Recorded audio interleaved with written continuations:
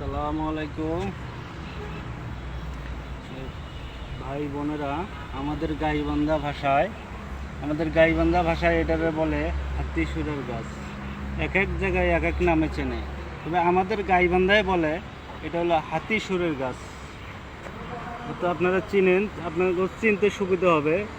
দেখেন এই হাতির মতন সুর আছে, কিন্তু এই গাছটার যে একটা গুণাগুণ আছে এটা আজকে আমি আপনাদেরকে বলবো।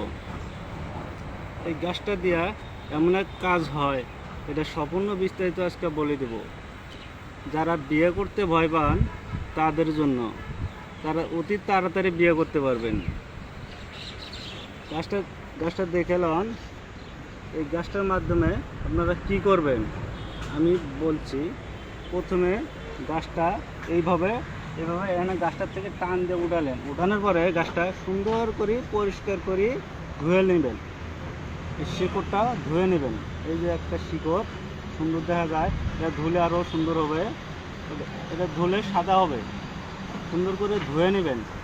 নিয়ে আপনারা কি করবেন, এই গাছটা দিয়ে আপনারা এই পর্যন্ত কাইটে নেবেন। গাছটার সাথে আপনারা কি করবেন, গাছটার সাথে একটা পান নেবেন, পরিষ্কার দেখিয়া একটা পান নেবেন। আপনারা সুপারি নেবেন না, কিন্তু এর সাথে মধু নেবেন। মধুর সাথে কালি জিরা নেবেন।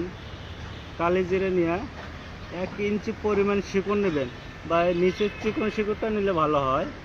1 ইঞ্চি পরিমাণ শিকড় নেবেন, নিয়ে এরপরে এটা ফেলে দেবেন।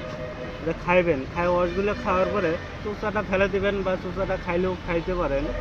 কিন্তু খাইলে আপনারা এটা ভালো একটা রেজাল্ট পাইবেন। এইভাবে কয়েকদিন খাইলে আপনারা সুস্থ অবলম্বন করবেন।